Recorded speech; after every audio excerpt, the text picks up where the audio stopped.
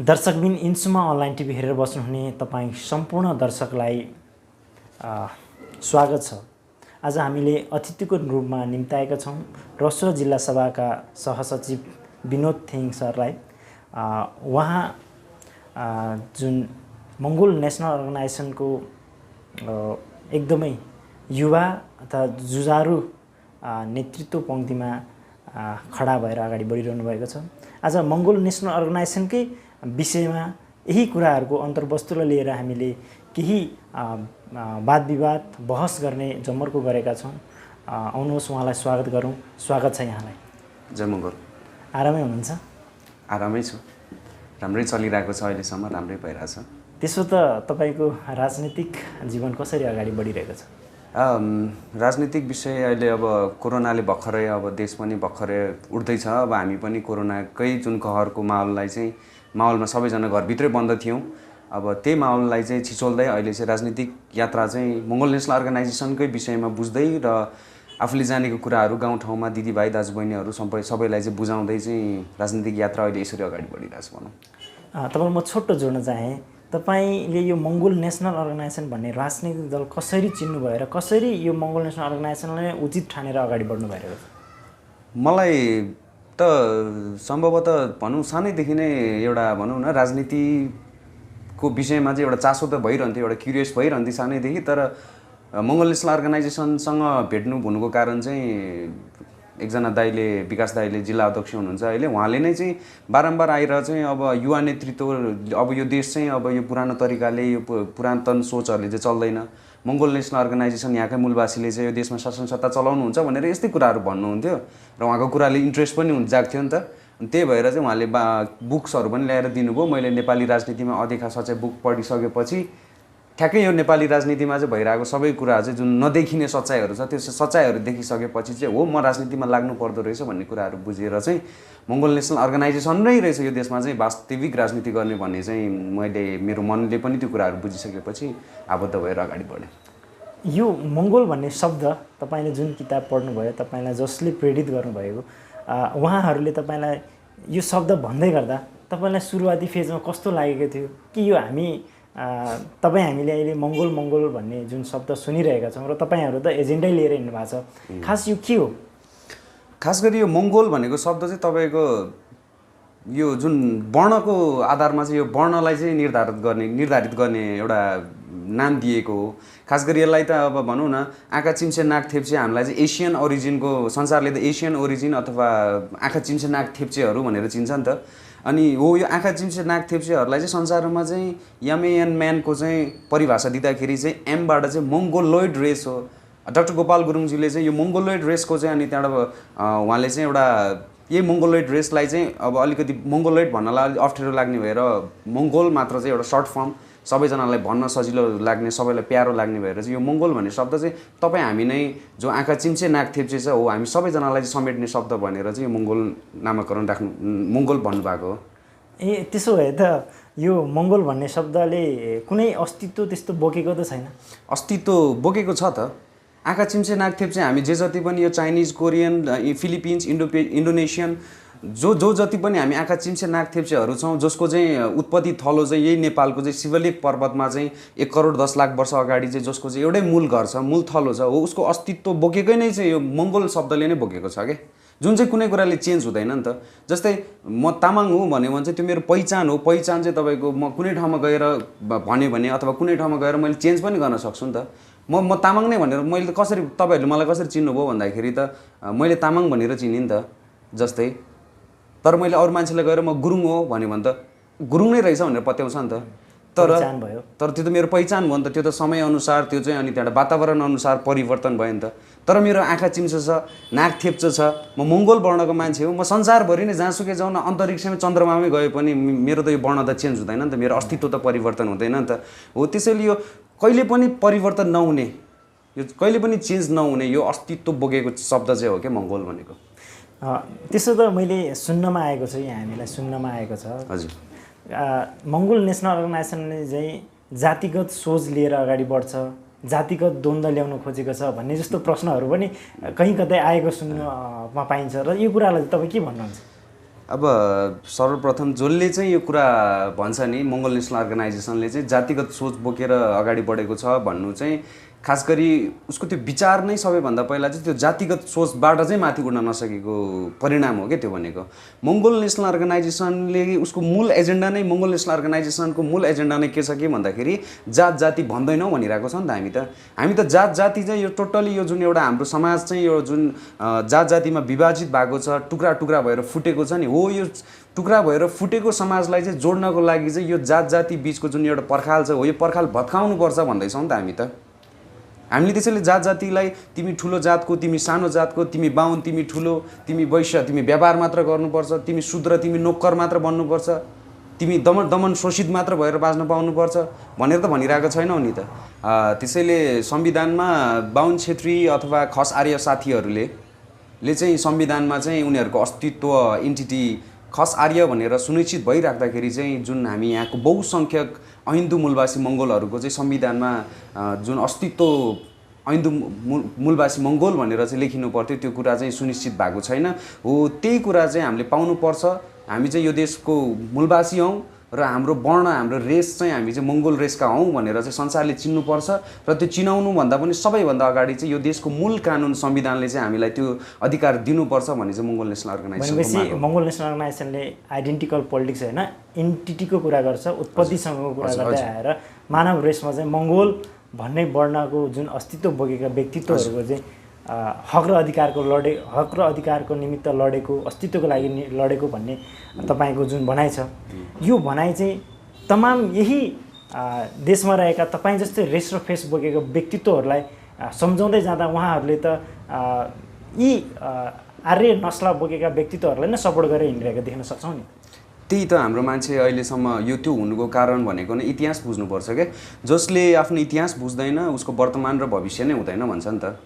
खास गरी त हाम्रो मान्छेलाई त अहिलेसम्म पढाएको जुन इतिहास छ, जुन हाम्रो चाहिँ शिक्षाको प्रणाली छ, सबै कुरा त त्यही एकाधिकारवादी अथवा एकल नस्लवादीहरूले नै लेखेको पुस्तक पढाउँछ र जो त्यो पढाउने मान्छे पनि उनीहरू नै हो नि त। त्यसैले हामीलाई अहिले लगभग पढाएको 70 to 80% त म भन्छु इतिहास नै गलत पढाइरहेको छ क्या। हामीलाई ब्रेन वास गरिरहेको छ क्या। हामीलाई चाहिँ वास्तविक इतिहास के हो, हाम्रो हिजोको दिनमा भएको इतिहासमा के भएको थियो, कहिले भएको थियो त्यो कुरा पढाउँदैन कि इतिहासको चाहिँ एउटा कालखण्डलाई मात्र समातेर चाहिँ त्यही कालखण्डलाई चाहिँ रट्न लगाउँछ क्या। रट्न लगाइसकेपछि हामी चाहिँ भेडाको दिमाग भयो नि त हाम्रो त।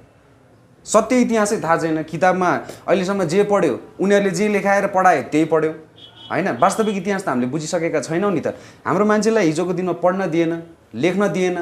मुलुकियनले त मासिन्ने मतवाली भनेर त तामाङलाई त राख्यो नि त।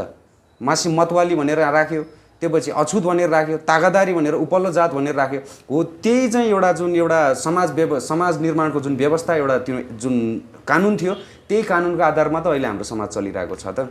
के यो नेपालको राज्य सत्ताको जुन शिक्षा प्रणाली छ यसलाई नै गलत भन्ने त अब त्यसो भए शिक्षा प्रणाली त लगभग म आफै पनि टिचर हो। म आफै टिचर भएर म आफैले 3-4 वर्ष काम गरेको मान्छे हो। मैले अहिलेसम्म म के भन्छु हाम्रो जुन यो शिक्षाको प्रणाली छ, शिक्षाको प्रणाली चाहिँ तपाईँको तपाईँले त्यो प्रोडक्टिभ भन्दा पनि मान्छेलाई चाहिँ त्यो रटाउने मात्र भयो क्या। तपाईँको प्र्याक्टिकली केही पनि हुँदैन, प्र्याक्टिकलै छैन तपाईँको केही कुरा पनि। जस्तै म त तामाङ हुँ नि त। म त तामाङ भइसकेपछि त मैले त मेरो तामाङ भाषा लेख्न सक्ने हुनु पर्थ्यो नि त। मैले पढ्न सक्ने हुनु पर्थ्यो। मैले मेरो तामाङ भाषामा चाहिँ मैले मेरो तामाङ कम्युनिटीसँग चाहिँ कन्भर्सेसन गर्न सक्ने खुबी मसँग हुनु पर्थ्यो नि त। तर त्यो कुरा चाहिँ अहिले मासिएर गयो नि त। अहिले मेरो हालतै त्यो छ भने मभन्दा मेरो तल्लो पुस्ताको चाहिँ अब आउने भावी पुस्ताको चाहिँ हालत के हुन्छ होला। तामाङ त भन्ने तर तामाङको भाषा थाहा छैन, संस्कार थाहा छैन, लिपि थाहा छैन, उसको इतिहास थाहा छैन भने अनि त्यहाँबाट ऊ त नाश भएन, सिङ र पुच्छर नभएको मान्छे बराबर त भयो नि। त्यसो त तपाईँको त्यो जुन मङ्गोल नेसनल अर्गनाइजेसनले चाहिँ जुन प्रकारको विभेद र शोषण चाहिँ मङ्गोल समुदायमाथि भएको छ त्यसकै विषयमा चाहिँ विश्लेषण गर्दै अगाडि बढिरहेको छ भन्ने नै बुझिन्छ हामीले हैन। हाम्रो चाहिँ मङ्गोल नेसनल अर्गनाइजेसनको मूल माग मुद्दा भनेको चाहिँ के हो भन्दाखेरि जो दबाइएको छ, जो शताब्दीौँदेखि पिल्छाइएको छ, त्यो पिल्छाइएको जो दबाइएको शोषित भएको चाहिँ जो चाहिँ सुकिसकेको समाज छ नि, जो मर्न ढुकढुकी मात्र बाँकी भएको समाजलाई चाहिँ अब माथि उठाउनुपर्छ र माथि उठाइसकेपछि त्यो जुन अहिलेको जुन खस आर्य समाज जुन विकसित उनीहरू भनौँ न हाम्रोभन्दा त लिभिङ स्ट्यान्डर्ड धेरै माथि पुगिसकेको छ नि त एभरेजमा हेर्ने हो भने सबैको छैन होला एभरेजमा त हामीभन्दा धेरै माथि छ नि त तर तामाङ अथवा कथित दलित भनौँ अथवा गुरुङ राई मगर लिम्बूको लिभिङ स्ट्यान्डर्ड हेरौँ न कहाँ छ हो त्यो तल दबाइएको पिल्छाइएको जुन समाज छ त्यो समाजलाई चाहिँ माथि उठाएर चाहिँ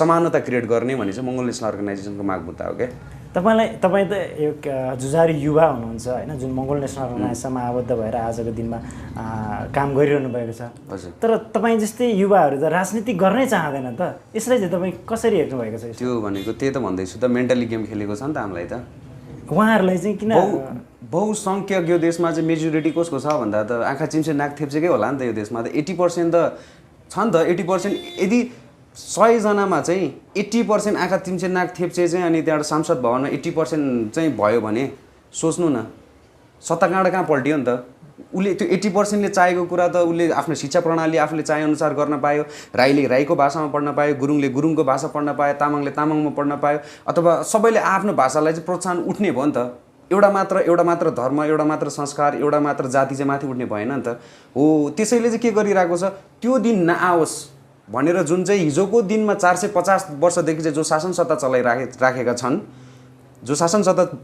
छन् उनीहरूको हातबाट चाहिँ त्यो राज्यको राजनीतिक बागडोर चाहिँ छिनेला भन्ने जुन डर छ नि त्यो डरले गर्दा चाहिँ politics is a dirty game भन्ने चाहिँ एउटा चाहिँ मेन्टली चाहिँ भनौँ न एउटा डर अथवा एउटा के भनौँ त्यसलाई चाहिँ टेरर क्रिएट गरेको छ क्या अनि हाम्रो मान्छे युवाहरूले चाहिँ के सोच्छ भन्दाखेरि हो राजनीति भनेको त फोरी खेल हो यो खेलमा छिर्नु हुँदैन आफ्नो करियर बनाउनुपर्छ विदेश जानुपर्छ अमेरिका जानुपर्छ अथवा तामाङ गुरुङ राई मगर भने त खाडी जाने न हो सोच्नु न तपाईँलाई खाडी जाने बाकसमा फर्किने हो अनि त्यो पछि हाम्रो मान्छेले के सोच्छ 10 वर्ष खाडी गएर आएर 10-15 लाख कमाएर नेपालमा के गरौँ भनेर हुन्छ नि तर जुन चाहिँ हिजोको 450 वर्षदेखि शासन सत्ता चलाइरहेको मान्छेहरू चाहिँ के सोच्छ उसले 10 वर्ष यहीँ दुःख गरौँ जिन्दगीभरि खुसी भएर बाँचौँ भनेर उनीहरूले त्यो माइन्डसेट लिएर हिँडिरहेको हुन्छ क्या अनि हाम्रो मान्छे चाहिँ के हुन्छ हिजोको दिनमा पनि दासै थियो चाइनाबाट नुन बोक्ने भरिया थियो मुगलान भनेर इन्डियाबाट भारी बोक्ने थियो आजको दिनमा गएर खाडीमा भएको छ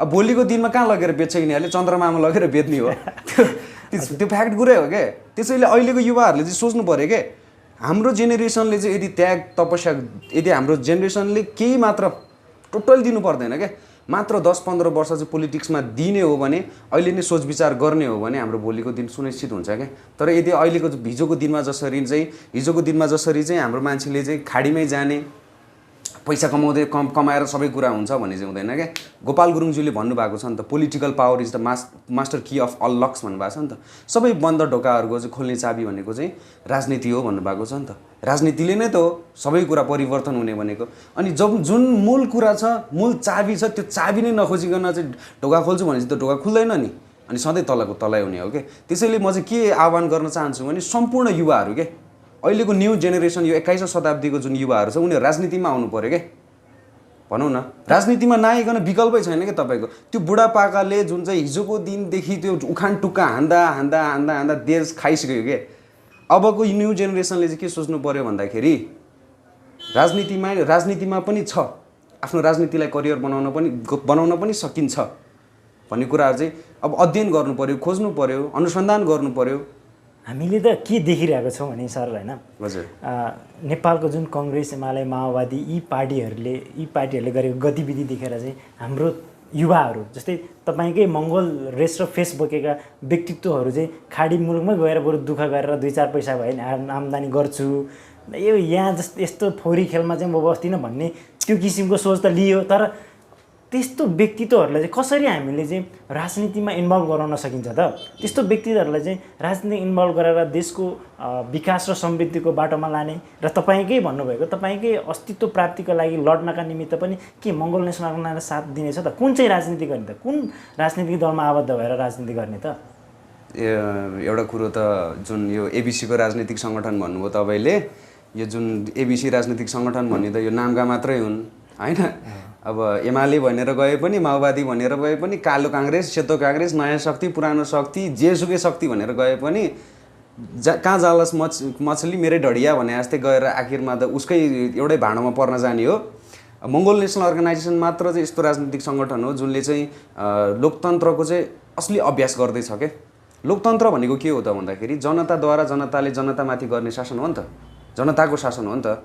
त्यसैले यहाँ चाहिँ अहिलेसम्मको एबिसी राजनीतिक सङ्गठनहरूले के गरे भन्दाखेरि त्यो गेम मात्र खेले क्या, फोरी खेलै खेलेर त्यही भएर चाहिँ अहिले आजित भएको अवस्था हो। तर अहिलेको युवाले चाहिँ के सोच्नु पर्यो भन्दाखेरि हिजोको दिनमा चाहिँ यो राजनीतिक सङ्गठनहरूले चाहिँ नराम्रो खेल खेलिदिए, देशको हालत यो बनायो, देश बेचे, खत्तम बनाए भनेर त्यो हिजोको देश बेच्नेहरूको त उसको त जिन्दगी बनिसक्यो। उसको छोराछोरी अमेरिका, अस्ट्रेलिया भनौँ न सुरक्षित देश, उनीहरू विकसित देशहरूमा गएर राम्रो शिक्षा लिएर उनीहरू उता सेटल हुने भइसके। भोलिको दिनमा उनीहरू बुढापाका मरे पनि उसको भावी सन्तान 7 पुस्ता 8 पुस्तालाई पुग्ने बनाइसके। अब सोचौँ न, तपाईँ र हाम्रो सोचौँ न, भन्न खोजेको हामी बहुसङ्ख्यक आँखा चिम्से नाक थेप्चेको हालत के हुँदैछ भने सोचौँ न। किन भयो क्या यो देशको हालत यो भनेर बुझ्नु पऱ्यो क्या, हरेक कुरामा किन कसरी भनेर प्रश्न गर्न सक्नु पऱ्यो क्या। अनि त्यो पछि जवाब आउँछ कि यो देशको हालत किन भयो। 450 वर्षदेखि शासन सत्ता चलाउनेहरूले चाहिँ हालिमुहाली गरे, भ्रष्टाचार बढाए, देश बेचे होइन। अब किन बेचे, उनीहरूको भावी सन्तानको भविष्यलाई सुरक्षित बनाउनको लागि चाहिँ उनीहरूले त्यो गरे होइन। आज हामी चाहिँ किन राजनीतिमा नआउने त भन्ने प्रश्न नि गर्नु पऱ्यो नि त। किनकि हामी राजनीतिमा आएनौँ भने भोलिको दिनमा हामीलाई हिजो हिटलरले जसरी गोली ठोकेर 60 लाख यहुदीहरूलाई जसरी गोली ठोकेर जिउँदै पुरेका थिए, त्यसरी नै भोलि हाम्रो सन्तान पुरिँदैछौँ।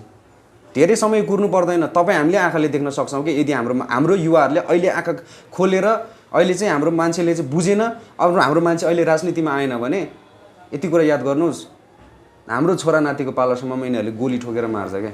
भनेपछि अबको दिनमा राजनीति गर्न आएन भने यिनीहरूले हामीलाई जसरी यहाँ शोषण विभेद अहिले गरिरहेछ, अब यो गर्ने नेपालमा ठेउन नपाएर चन्द्रमा लगाएर बेच्छ। त्यो त बेचिहाल्छ, अभियसली बेच्छ।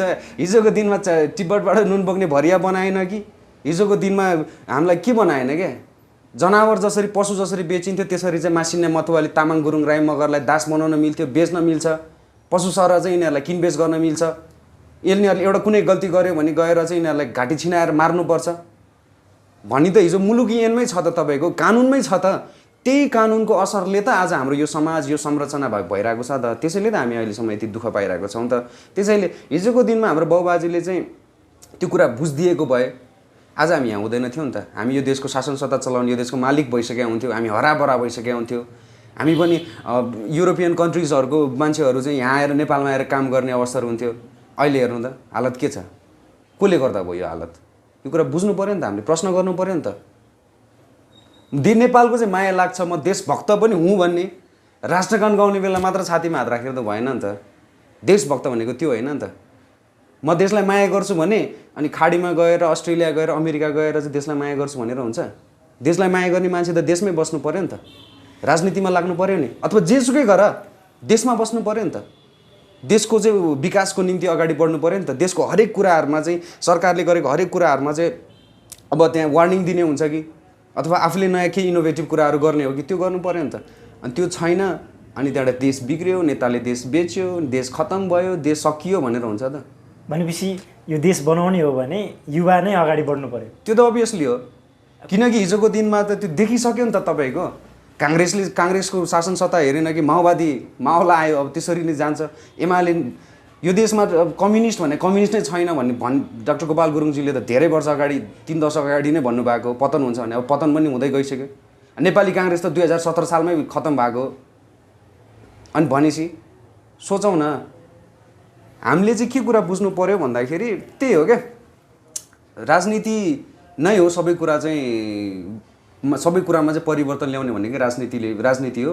त्यो चाहिँ ध्रुव सत्य हो, यो कुरालाई हामीले स्वीकार गर्नै पर्छ र राजनीतिमा लाग्नै पर्छ भन्ने चाहिँ छैन कि, तर राजनीतिको चाहिँ चेतना चाहिँ हुनु पऱ्यो क्या एटलिस्ट। तपाईँलाई म थोरै जोड्न चाहन्छु हाम्रो रसुवा जिल्लाकै कुरामा लिएर। रसुवा जिल्लामा चाहिँ मङ्गोल नेसनल अर्गनाइजेसनले कस्तो किसिमको गतिविधिहरू गर्दै अगाडि बढिरहेका छ? अहिले त मङ्गोल नेसनल अर्गनाइजेसन जिल्ला सभा रसुवाले नियमित हाम्रो चाहिँ प्रशिक्षण कार्यक्रमहरू गरिरहेका छौँ। अहिले चाहिँ मेन भनेको चाहिँ हामीले राजनैतिक रूपमा अहिले नै जित्नै हासिल गर्छौँ भने चाहिँ अहिले आउँदै चुनावमा जित्छौँ भने त छैन, तर जित्नु चाहिँ जित्छौँ। फेरि यो चुनावमा जित्दैन तर अर्को चुनावसम्म बाजी मारेरै छोड्छौँ भने चाहिँ हाम्रो मेन टार्गेट त्यो गरेर हिँडिराखेका छौँ। तपाईँहरू कन्फिडेन्ट हुनुहुन्छ? कन्फिडेन्ट नै छौँ हामी। कन्फिडेन्ट भएर तपाईँहरूले रसुवाजीलाई चाहिँ मङ्गलमय बनाउँछु भन्ने हजुर मङ्गलमय तपाईँले भनेअनुसार त मङ्गलमय बनाउने भन्दा नि अलरेडी जन्मसिद्धै मङ्गल रहेछ भन्ने कुरा चाहिँ बुझ्न सकिन्छ। तर अझै पनि एबिसी पार्टीमा चाहिँ लागेर होइन ढुङ्गामुढा गरिरहेको त हामीले देख्न सक्छौँ। त्यस्तो व्यक्तित्वहरूले तपाईँले कस्तो किसिमको सल्लाह दिन चाहनुहुन्छ त? अब उहाँहरूलाई चाहिँ म के भन्न चाहन्छु भन्दाखेरि अब तपाईँहरूले हिजोको दिनमादेखि नै 2004 सालमा नै बाउबाजेहरूले कालो काङ्ग्रेस सेतो काङ्ग्रेस भनेरै दुःख पाएका हुन्। त्यसपछि आएर फेरि एबिसीका दुनियाँथरी कम्युनिस्ट भने दुनियाँथरी आएर जनतालाई झुक्काउने गोली ठोक्ने मार्ने सबै गर्ने यिनीहरू नै हुन्। अब अहिले त हामीले भोग्यौँ नि त के नगर्ला भनेर 10 वर्ष वन छिरेकाहरूलाई पनि ल्याएर शासन सत्तामा राखेकै हो, तपाईँ हामीले नै राखेका हौँ। अब उनीहरूले पनि के कस्तो गर्दो रहेछ सबै कुराहरू देखिहालियो। अब सायद तपाईँहरूलाई हिजोदेखि नै डाक्टर गोपाल गुरुङज्यूले त वार्निङ गर्नु पनि भएको हो। यिनीहरू सच्चा देशभक्त होइन, यिनीहरूले गरेको राजनीति भनेको फोहोरी छ होइन।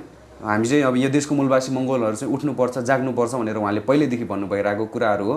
तर अहिले आएर त सबैले भोगिसक्यो नि त। त्यसैले अब भोगिसकेर पनि चाहिँ अझै पनि म यही राजनीतिक सङ्गठनमा लाग्छु, मेरो बाजी पनि यसमा लागेको, मेरो बाउ पनि लागेको छ, म पनि लाग्छु, मेरो छोरालाई नि यसमा लगाउँछु भन्ने जुन एउटा चाहिँ मूर्खता गर्नुभयो भने चाहिँ गाह्रो छ। त्यसैले अब हामीले चाहिँ सबैभन्दा पहिला चाहिँ यो भूमि जोगाउनको निम्ति सबैजना चाहिँ हामी त झन् अझ रसुवा जिल्ला त तपाईँको 92% चाहिँ मङ्गोल समुदाय भएको चाहिँ जिल्ला हो। त्यही पनि अब सांसद ठुला ओदामा भनेको सबै त्यही दौरा सुरुवाल लाउने नाक लामो हुनेहरू मात्र छन्। त्यसैले आफ्नै जिल्लामा 92% चाहिँ मङ्गोल रेस हुँदाखेरि पनि अब सिडिओ कार्यालय जाँदाखेरि हरेक कुरामा जाँदा तामाङ भाषा बोल्यो भने ओए मान्छे मार्ने के अरे भाषा नबोल भन्छ। अब गाह्रो छ, पीडा छ। जसको नाक लामो छ त्यसले राजनीति गरिरहेको छ यहाँ, त्यही हो। त्यसैले हामीले चाहिँ कुराहरू बुझ्नुपर्छ। त्यसैले अब राजनीतिमा हामी एकजुट भएर उठ्यौँ भने चाहिँ हामी यो देशको मालिक पनि बन्न सक्छौँ र भोलिको दिनमा हाम्रो भावी सन्तान चाहिँ हराभरा हुन्छन्, सुन जस्तै चम्किला हुन्छन् भनौँ न। त्यही आह्वान गर्न चाहन्छु। अब हामी एकजुट भएर हिँड्नुपर्ने बेला आएको छ, किनकि हामी अहिले जुन राजनीतिक चेतनशील भएर हिँडेनौँ भने धेरै गाह्रो छ जिन्दगी अगाडि बढाउनलाई। धेरै राम्रो कुराहरू तपाईँले राख्नुभयो होइन। अबको म समयमा तपाईँलाई छोटोमा केही दसैँ र यो तिहारको माहौल पनि छ, यसको विषयमा केही छोटो तपाईँले यसको विषयमा राखिदिनु नि। अब दसैँ त के भन्नु, दसैँ त अस्ति भर्खर नै बहिष्कार गरेर कालै टिका लगाएर आएको हो। दसैँ त हाम्रो चाड पनि होइन, शोक मनाउनु पर्ने त्यो हो। अब दसैँ मनाउन छोडेको त मैले लगभग भइसक्यो, धेरै वर्ष भइसक्यो, 5 वर्ष जति भयो। र मैले मङ्गोल नेसनल अर्गनाइजेसनकै कुरा बुझेर अझै पनि कालो टिका लाउँदै हिँडेको चाहिँ 3 वर्ष भइसक्यो, 3 वर्ष बित्यो। अब तिहार भन्दा पनि म तिहारलाई चाहिँ बलिहाङ भन्न चाहन्छु। खास गरी यो बलिहाङ पर्व हो, यो फेरि तपाईँको हाम्रो खास गरी पुर्खाले मनाउने बलिहाङ राजाको सम्झनामा चाहिँ मनाउने यो बलिहाङ पर्व हो। र फेरि यसमा फेरि तपाईँको हिन्दूकरण भएको छ क्या। यो हिन्दूकरण भएको चाहिँ तपाईँको कुकुर तिहारको, यो काग तिहार, गाई तिहार, गोरु तिहार, यो दुनियाँथरी तिहार भन्नु टोलेको छ नि। यो चाहिँ टोटल्ली चाहिँ हाम्रो चाडलाई चाहिँ हिन्दूकरण गर्ने र हाम्रो चाहिँ जे वास्तविक कुरा जुन संस्कार संस्कृति छ त्यसलाई चाहिँ छायामा पार्ने एउटा भनौँ न एउटा रणनीति, एउटा राजनीति मात्रै हो। त्यसैले सबैलाई आउँदो यो बलिहाङ पर्वको चाहिँ शुभकामना पनि दिन चाहन्छु। तर फेरि बलिहाङ पर्व मनाइराख्दाखेरि फेरि काग तिहार, कुकुर तिहार, गोरु तिहार, लक्ष्मी पूजा दुनियाँथरी भनेर जुन हिन्दूकरण गरिएको चिजहरूलाई चाहिँ परित्याग गर्नुहोस्। र हाम्रो जुन बलिहाङ पर्व छ, जुन बलिहाङ पर्व भनेको चाहिँ खास गरी तपाईँको हिजोको दिनमा बुद्धत्व पाइसकेपछि चाहिँ राजा बलिले चाहिँ उहाँलाई उहाँको राज्यमा चाहिँ बुद्धको ज्ञानहरू बाँड्नको निम्ति बोलाउँदाखेरि अथवा उहाँको आफ्नो बुवाले पनि दरबार शुद्धोधनले नि दरबारमा आऊ भनेर बोलाउँदाखेरि अब अहिले तपाईँको यो जेठतिर त पानीहरू पर्न थाल्छ, बर्खा सुरु हुन्छ नि त, इन्डियाबाट आउनु पर्यो। अनि त्यो भइसकेपछि अब यो बर्खाको समय छ, खोला आउँछ, बाढी आउँछ, पहिरो आउँछ। त्यसैले मसँग त फेरि म मात्र आउने होइन, मेरो धेरै भिक्षुहरू मेरो फलोवर्सहरू पनि आउँछ। त्यसैले बर्खाको समय गाह्रो हुन्छ। त्यसैले म बर्खा सकिएर चाहिँ यो पूर्णिमा आउँछ नि हाम्रो कार्तिकको टाइममा, हो पूर्णिमाको चाहिँ राति चाहिँ म आइपुग्ने गरी आउँछु भनिसकेपछि चाहिँ बलिहाङ राजाले पनि त्यति बेला चाहिँ के गर्नुभएको भन्दा अब त्यति बेला त बिजुली थिएन नि त। त्यसैले चोकमा चाहिँ तपाईँको दियो बालेर अब सरसफाइ गरेर चोक सफा गरेर खोलानाला सफा गरेर दियो बालेर चाहिँ अनि सब बुद्ध अनि बुद्धको फलोवर्सहरू सबैजनालाई चाहिँ स्वागत गरेको भएर चाहिँ जुन त्यो दियो बाल्छौँ नि हामीले उज्यालो हुन्छ नि रमाइलो गर्छन् खास गरी त्यो हो र बुद्धले चाहिँ त्यो दिन चाहिँ आफूले जानेको कुराहरू ज्ञानगुणका कुराहरू सबै बाँड्ने आफ्नो छरछिमेक परिवारहरू सबैजना भेला भएर ज्ञानगुणका कुराहरू सुन्ने अनि जिन्दगी कसरी अगाडि बढाउने भनेर चाहिँ त्यो कुराहरू सरसल्लाह गर्ने रमाइलोमा गर्ने समय हो त्यो। त्यसैले यसलाई चाहिँ यो दुनियाँथरी गर्नु चाहिँ म चाहिँ मान्दिनँ। जस बलिहाङ पर्व भनेको चाहिँ मङ्गोल समुदायको चाहिँ चाड हो। यसलाई हामीले ज्ञानगुणका कुराहरू बाँडेर साटेर हाम्रो हिजोको दिनको चाहिँ संस्कार संस्कृतिलाई चाहिँ भोलि भावी सन्तानलाई चाहिँ पास गर्ने अथवा दिने चाहिँ समय हो। त्यसैले सबैले यो कुराहरू बुझ्नुपर्छ, दिनुपर्छ, यो जुन पर्वलाई अगाडि बढाउनुपर्छ। तर यो जुन चाडपर्व अगाडि बढाउनु भन्दा पनि अगाडि चाहिँ हामीले त्यो चाडपर्व हुनुको मेन कारण के हो भने चाहिँ बुझ्नुपर्छ।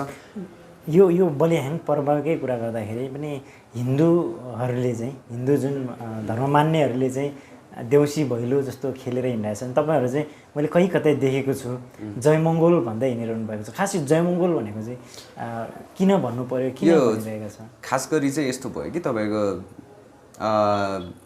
जयमङ्गल भन्नुको कारण चाहिँ हामी सम्पूर्ण हिन्दू मूलवासी मङ्गोलहरू छ नि सबैजनाको चाहिँ जय होस्, सबैको प्रगति होस्, सबैको तिहार नै त्यो देउसी भैलोको सट्टै खेल्दै हिँडिरहनु भएको छ। त्यसलाई चाहिँ के भन्नुहुन्छ?